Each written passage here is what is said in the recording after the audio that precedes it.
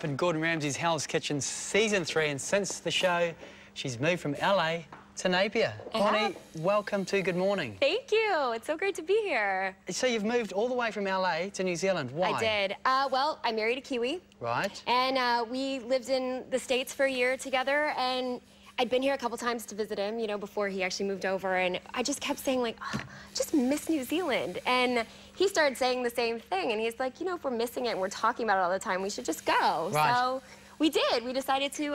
And here's your love of your life right here. Yes. This is your wedding day, which was last year? It was just November, actually. Yeah, last November. Right. Tell us about that. We got married at Ormley Lodge. In Hawke's Bay?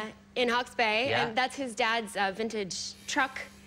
And we decided to pay tribute to Movember because I wouldn't let him grow a mustache for Movember, and he was very upset about it. So we found this website from a Chinese factory that they had these stick-on mustaches, so we got them for everybody because I said I want to wear one too. Now, Bonnie, so you've moved to New Zealand, but I mentioned in the intro about meeting Gordon Ramsay. You were part of the show, Season 3. Yes. Tell us what the experience was like. Oh.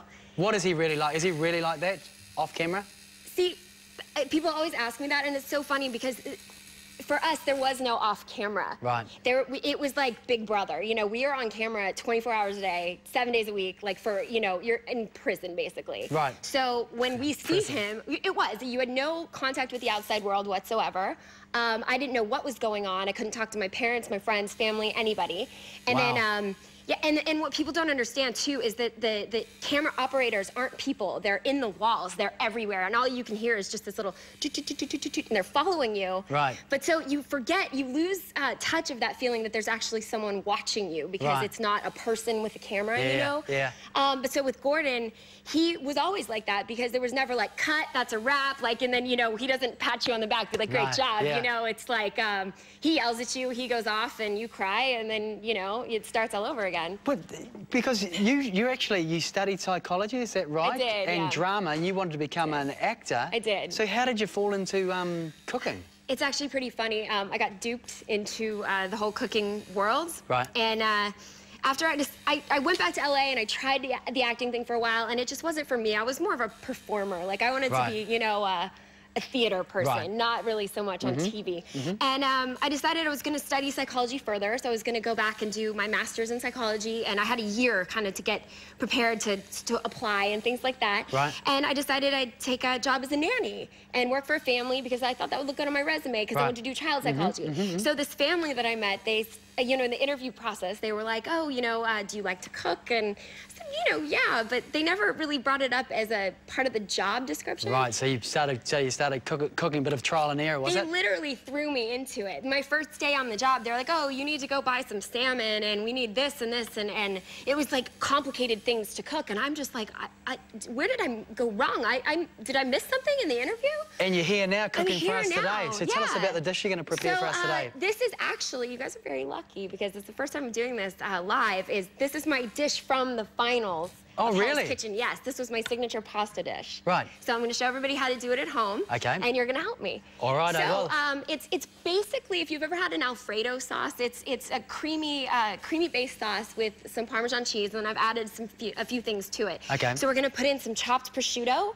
If you can't afford prosciutto, or if you don't know where to get it, you can just use regular ham or even bacon. It's fine. It just gives it kind of that meaty, yummy flavor that I know Kiwis really like.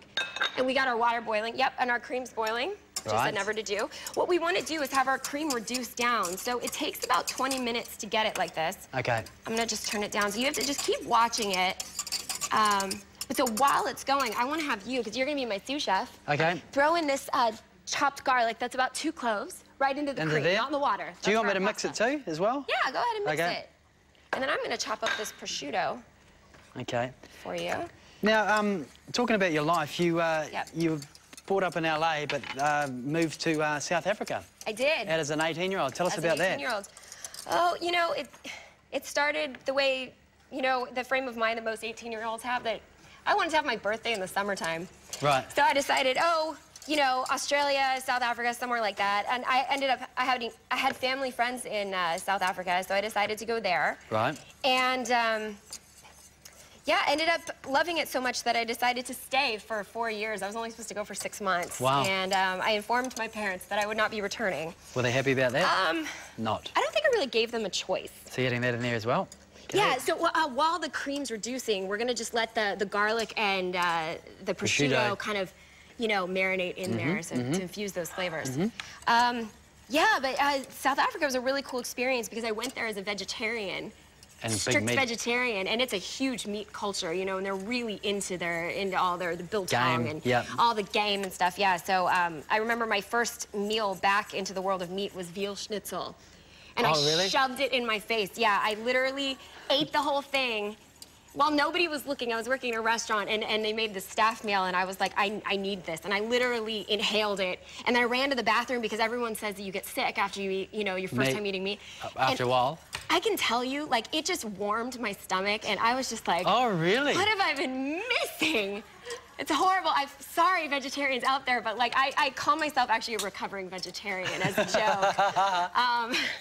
Because, yeah, it really just kind of sat well with me, and I never went back. And ever since then? And then it was on to ostrich, and, you know, I decided to just, if I was going to commit, I was going to commit, and I tried every animal you can think of? Pretty much. Yeah? Yeah, pretty much. I think I just didn't have crocodile when I was there. Crocodile's good.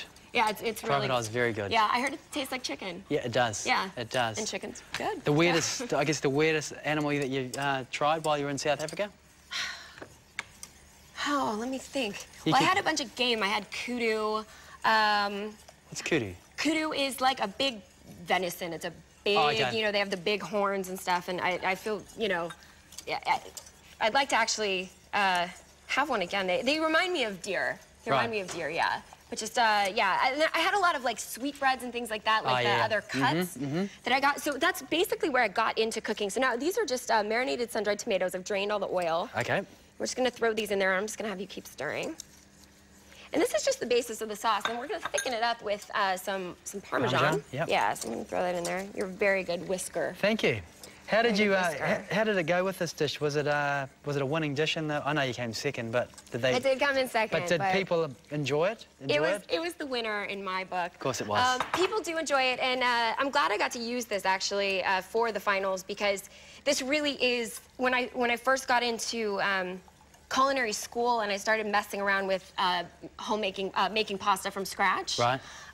This was my first pasta dish that I kind of came up with. Oh, really? And so I'd have people over, and I'd have, you know, I just wanted to get feedback, and this was something that everyone just loved, and it was such a cool thing to make. So everyone, it's funny, whenever I have people over, they're like, are you making Bonnie's pasta? Are you making Bonnie pasta sauce?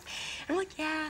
So I normally do make it with my own pasta, but I'm just showing with some fresh pasta today that you can just get in the refrigerated section of the store. Okay. The reason I like this, it cooks really fast. Yeah. It's like 1 to 2 minutes at the most. And what's your test for pasta when you know whether it's cooked or not?